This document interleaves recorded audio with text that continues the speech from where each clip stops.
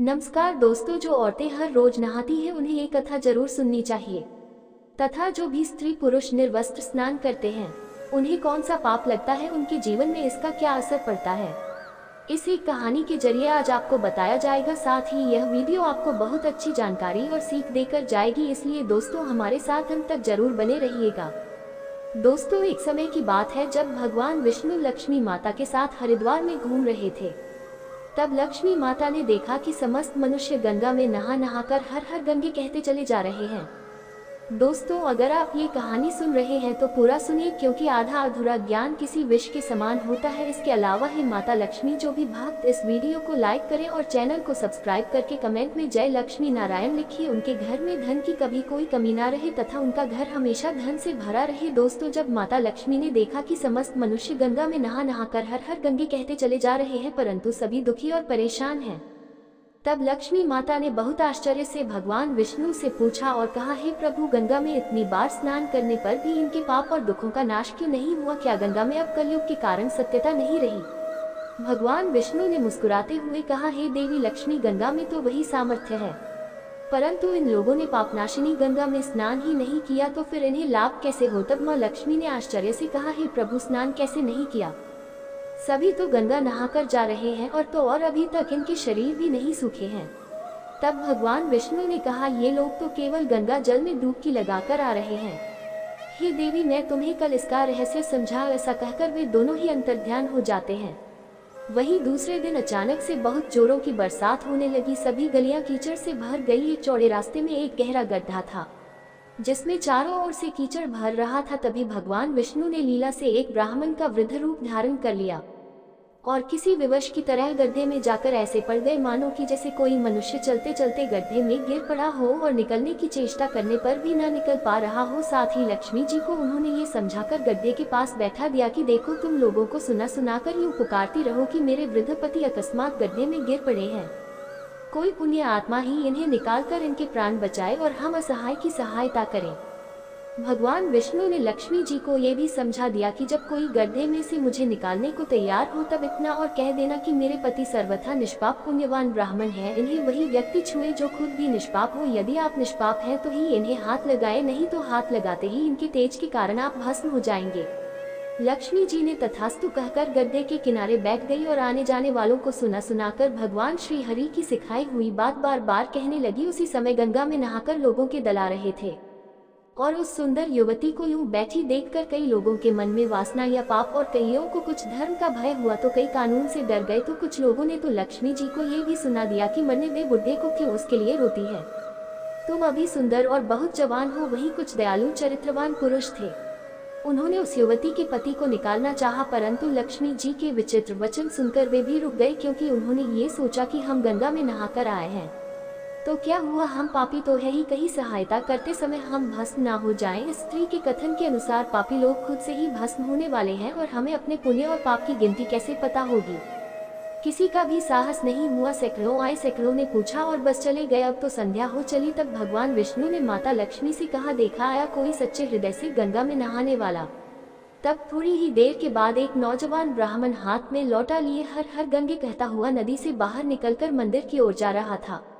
जब उसकी दृष्टि उस स्त्री पर पड़ी तथा उनका अपने व्यवस्था का विलाप सुन युवक का हृदय करुणा से भर आया। उसने भगवान विष्णु को निकालने की पूरी तरह से तैयारी की, किंतु लक्ष्मी जी ने रोककर कहा कि भाई, यदि तुम सर्वथा निष्पाप पुण्यवान नहीं होंगे तो मेरे पति को छूते ही तुम अपने आप भस्म हो जाओगे। उस युवक ने उसी समय बिना किसी संकोच के दृढ़ निश्चय के साथ लक्ष्मी जी से कहा, हे माता, मेरे निष्पाप तथा पुण्यवान होने में आपको संदेह क्यों होता है? आप देखती नहीं कि मैं अभी अभी गंगा जी में पुण्य स्नान करते हुए नहाकर आया हूँ। भला पापनाशिनी परम तेजस्वी गंगा मैया में गोता लगाने के बाद भी कभी पाप रहता है? देवी, मैं अभी आपके पति को इस पीड़ा से मुक्त कर इस दुर्गंध से बाहर निकालता हूँ, कृपया आप मेरा विश्वास करें। ऐसा कहते हुए उस युवक ने लपक कर बूढ़े को ऊपर उठा लिया। उस समय भगवान विष्णु और माँ लक्ष्मी ने उसे पुण्य फल का अधिकारी समझकर अपना असली स्वरूप प्रकट करते हुए उसे साक्षात दर्शन देकर कृतार्थ किया। वही भगवान विष्णु जी ने माता लक्ष्मी से कहा, हे लक्ष्मी, इतने सारे लोगों में से केवल इस एक युवक ब्राह्मण ने ही गंगा स्नान किया है। हे देवी, इसी दृष्टांत के अनुसार जो लोग बिना श्रद्धा और विश्वास के केवल दम के लिए गंगा स्नान करते हैं उन्हें वास्तविकता में कोई भी फल नहीं मिलता, परंतु इसका यह मतलब नहीं कि गंगा स्नान व्यर्थ जाता है। गंगा स्नान का बहुत पुण्य भी है। इसके बाद भगवान विष्णु जी ने माता लक्ष्मी जी से कहा, हे देवी, अब मैं आपको वह 12 बातें बताता हूँ। जो भी मनुष्य इन 12 बातों को नहाते समय ध्यान में रखता है वह कभी भी दुखी नहीं रहता है। उसके घर में देवी लक्ष्मी का वास होता है, उसके घर में अपार धन आता है, घर में कभी भी लड़ाई झगड़ा या क्लेश नहीं होते हैं, उसका पूरा परिवार हंसी खुशी के साथ सुखपूर्वक जीवन व्यतीत करता है। तब माता लक्ष्मी ने कहा, हे प्रभु भगवान, आप हमें यह 12 बातें बताइए जिसका मनुष्य जीवन पर कैसे प्रभाव होता है। इस विषय में मैं जानना चाहती हूँ। कृपा करें और मेरी जिज्ञासा को शांत करें। इसके बाद भगवान विष्णु उन बातों को बताना शुरू कर देते हैं और माता लक्ष्मी बहुत ध्यान से सुनने लगती है। प्रिय दर्शकों, यह 12 बातें आप लोग भी बिल्कुल ध्यान से सुनना। इसके बाद भगवान विष्णु कहते हैं, हे प्रिय, यह 12 बातें बताने के बाद मैं आपको एक बात और बताऊंगा। जो औरतें कपड़े खोलकर स्नान करती हैं उनके लिए यह बात बहुत ही महत्वपूर्ण है। तो हे लक्ष्मी, आप इस बात को बहुत ही ध्यान से सुनना। तभी विष्णु जी अपनी वाणी को शुरू कर और बताने लगते हैं। दोस्तों, विष्णु जी कहते हैं, प्रतिदिन स्नान करने से शरीर निरोगी रहता है तथा मन प्रसन्न रहता है। स्नान से चेहरे की क्रांति और शारीरिक आकर्षण में भी बढ़ोतरी होती है। अगर इस नित्य कर्म के दौरान कुछ शेष बातों का ध्यान रखा जाए तो आध्यात्मिकता से भी ज्यादा लाभ पाया जा सकता है। नहाने के क्रम में इन बातों का ख्याल जरूर रखा जाना चाहिए। सबसे पहले स्नान करने के बाद शुद्ध होकर पूजा पाठ आदि सारे काम करने के योग्य बनते हैं, इसलिए सुबह को ही स्नान कर लेना चाहिए। दूसरी बात, शास्त्रों में कहा गया है कि स्नान करने से इन 7 गुणों की प्राप्ति होती है: रूप, तेज, बल, पवित्रता, आयु, आरोग्य, निर्लो, पुष्टि व आरोग्य और स्वास्थ्य। चाहने वालों को हर मौसम में और हर दिन स्नान करना चाहिए। चौथी बात, शास्त्रों में कहा गया है कि सुबह स्नान करने से पापों का नाश होता है और पुण्य मिलता है। ऐसा भी कहा गया है कि सुबह नहाने वालों के पास नकारात्मक शक्तियां नहीं भटकती, इसीलिए सुबह के समय स्नान करना ही उचित है। पांचवी बात, बीमारी के हालत में सिर के नीचे से ही स्नान करना चाहिए या गीले वस्त्रों से शरीर को पोंछ लेना एक तरह का स्नान ही कहा गया है। छठी बात, सुबह की लालिमा छाने से पहले ही स्नान लेना श्रेष्ठ माना गया है।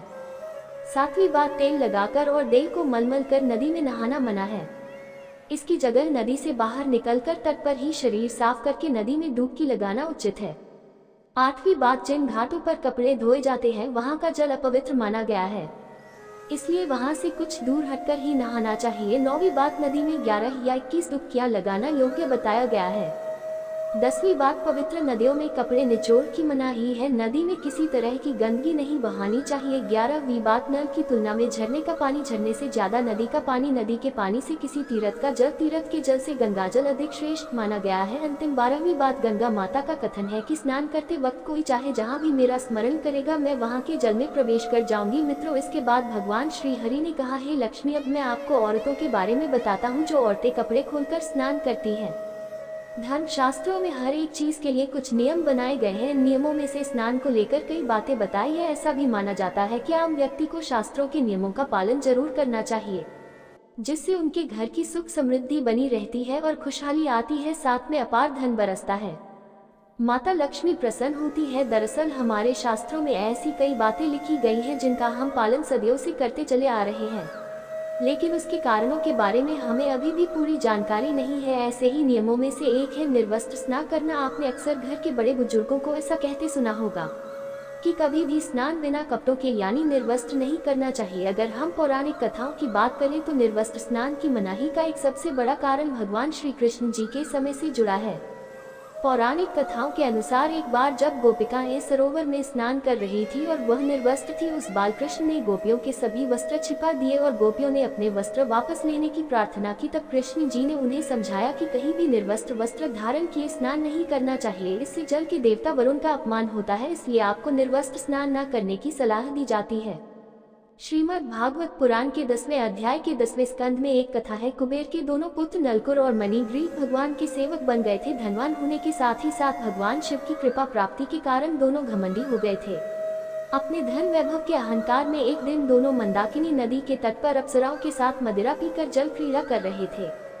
संयोगवश उस समय कहीं से भ्रमण करते हुए नारद मुनि वहां आ गए। नारद मुनि को देखकर अप्सराओं ने शाप के भय से जल्दी जल्दी वस्त्र धारण कर लिए। अप्सराओं ने हाथ जोड़कर नारद मुनि का अभिवादन किया, लेकिन कुबेर के पुत्रों ने नारद मुनि की ओर ध्यान तक नहीं दिया और निर्वस्त्र जल क्रीड़ा करते रहे। कुबेर के पुत्रों का ऐसा आचरण देखकर नारद मुनि क्रोधित हो गए और उन्हें शाप दे दिया। नारद मुनि ने कहा कि अहंकार के कारण तुम दोनों का व्यवहार जड़ के समान हो गया है, इसलिए तुम लोग वृक्ष बन जाओ। 100 वर्षों के बाद जब भगवान श्री कृष्ण का अवतार होगा तो वह तुम्हें शाप मुक्त करेंगे। नारद मुनि के शाप नीलकुर और मणिग्रीव अर्जुन वृक्ष बन गए। इन दोनों वृक्षों के बीच से निकल गए, लेकिन ओखली बीच में अटक गई। श्री कृष्ण ने कुछ जोर लगाया तो दोनों वृक्ष भूमि से उखड़ गए और उनकी जगह 2 युवक प्रकट हो गए। शाप मुक्त होकर नलकभर और मणिगी अपने स्थान को लौट गए।